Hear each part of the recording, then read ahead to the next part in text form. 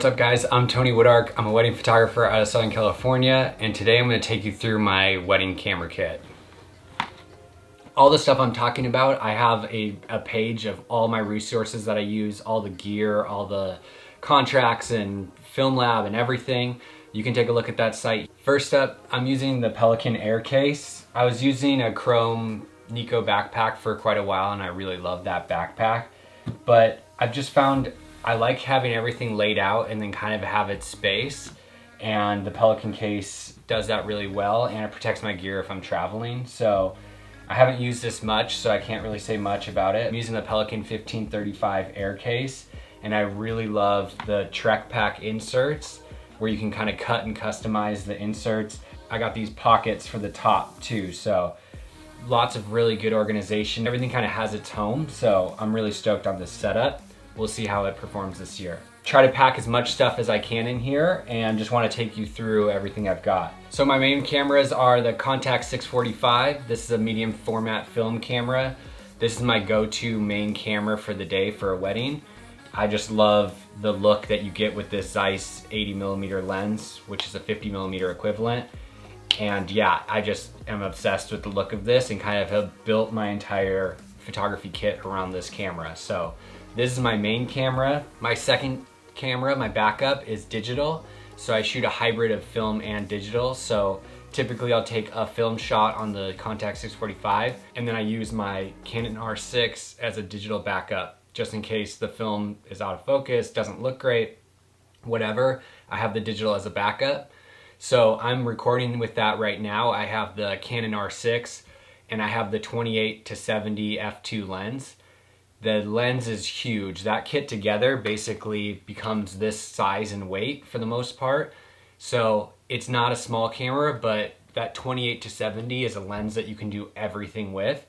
I'm not a zoom guy. I've been prime lenses forever, but trying this lens and not having to ever change lenses again and just get pretty close to the look I want with everything, it's incredible, and I really don't feel like I need any other lenses for digital. So super stoked on that. The Canon R6 is amazing. I was shooting with the Mark III and the Mark IV for quite a while. Once I tried the Canon R6, I just fell in love. It just is super mindless. Focusing's incredible, really easy controls, really small, really fast. Just an amazing camera. I never really loved the Mark IV, and so I was kind of always looking for that opportunity to upgrade. The Mark III I love the colors out of, but it's a 10-year-old camera. And so this Canon R6 is pretty much everything I've ever wanted for a camera. And so I also needed another digital backup. And so I ended up I tried the Canon RP, I tried the Canon EOS R, and then ultimately ended up getting a second Canon R6 as a backup. So I have this right here, Canon R6, as a second backup, just in case something ever happened to that. And then my fourth and final camera is the Canon EOS 1V, which is a 35mm film camera. And I like to put a longer lens on this and just get some extra film photos on 35mm with this. I'm gonna try doing some more black and white with this as well. So that's my fourth camera. So basically I have two film cameras, the Contax 645 and the Canon 1V, and then I have the two Canon R6s. Then in terms of lenses, like I mentioned, I have the 28-70 for the R6. I have an 80mm Zeiss lens on my Contax 645, which is a 50mm equivalent. And then I've got the Canon EF 85mm 1.4 lens. I've had this lens before. I ended up selling it because I moved to RF, and I ended up buying it again because I can use it on my Canon 1V and shoot film with this beautiful lens. So I've taken some amazing photos with this lens and I just love it, and so I had to end up getting it again. For longer range, I had the 70-200 2.8 for quite a while, and I just love that lens. It's an insane lens, but it was always just so big, it'd take up half my kit. And I only ended up using it for the ceremony for 30 minutes. And so I ended up getting the Canon EF 135 f2. This at f2 is just beautiful. The letdown to this is it doesn't have image stabilization. I think the 70-200, that really is helpful when you get to that long of a focal length. But if you shoot at 1/500th or faster, you won't get any camera shake or any of that problem. So I really love the look of this lens as well. And I can use this on my Canon EF. And then I have the RF to EF adapter. So I can use both those two longer lenses on my R6. One thing to save space, the lens hood on this is so giant and plastic and huge. I ended up getting this Curd universal lens filter, and so you can put this on any camera and it works great for the 135, and it collapses and gets really small. So I love having that for this, and I can just kind of smash it in my bag, whereas the plastic was just taking up a ton of space. Okay, other stuff. I use this light meter, the Sekonic L-358. This is great for portraits and just a whole wedding day. It fits in my pocket really nice. I just love this. I external meter with my Contax 645, and then I've been shooting aperture priority with my Canon 1V just to save time. The results are pretty good. They're not the best, but I'm still playing around with that. I like the speed that I've got with autofocus on that camera and aperture priority, but there's times when it's backlit or whatever that I wish I just would have manually metered. In terms of flashes, I use these Godox V350s. They're pretty small and awesome, and you can remote trigger them. So I have two of these. Pretty much I'm shooting direct flash the whole time. I might throw one of these up on a tripod. I also, if I'm shooting a lot of work at night, I have a Godox AD200. This doesn't really fit in my kit, but I can throw this in with some tripods if I'm gonna be shooting a lot of night work for the wedding. Again, those all work together on the same trigger system. So I've got that trigger right here, and I've got some tripod mounts in there. I've got some extra batteries in here. I've got a rocket blower, a little goodie bag that I'll share at the end. There's a bunch of little things that I've put in there that I really like. And then I've got one of these Anker phone chargers. Just an external battery phone charger, which is nice to have on a wedding day if your phone goes out. Other things I use, I like these little Magmod sphere light diffusers for my flashes. It just lightens the flash a little bit and softens it, so I really like these. And then I've also got grids that slap on with the Magmod, so it's all magnetic and really quick to use. And then I've got a gel holder and some gels in here in case I need to warm up the flash.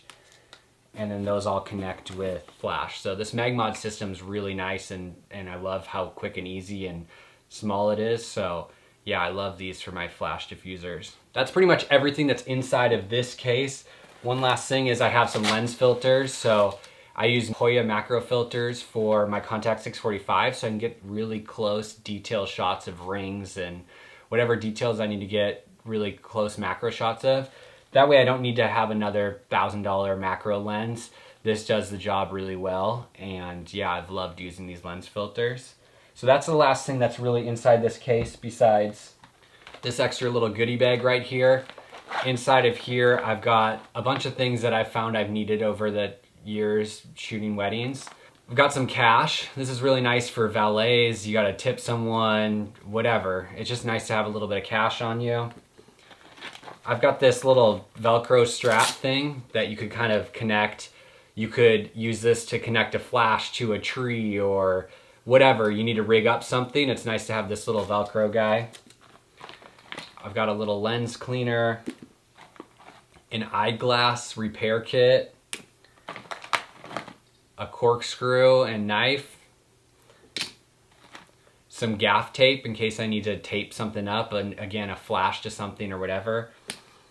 I've got some Advil, some lens cleaning stuff and lens wipes, and then just a couple extra batteries for like my light meter and whatever. So I just chuck all that in this little bag. It's super random, but it's super helpful.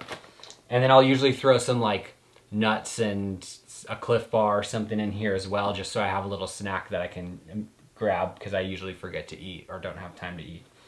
So that is all the Pelican 1535 Air case.